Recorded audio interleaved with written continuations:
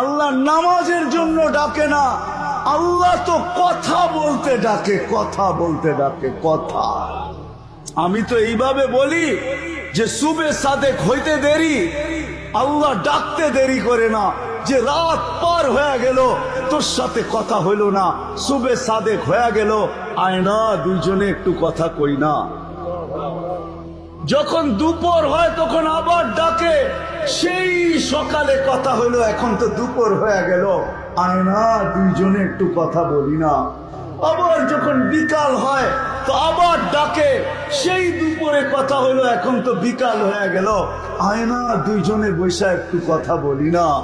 আবার যখন সন্ধ্যা হয় তো সেই বিকালে কথা হইলো, এখন তো সন্ধ্যা হয়ে গেল, আয়না দুইজনে একটু কথা বলি না।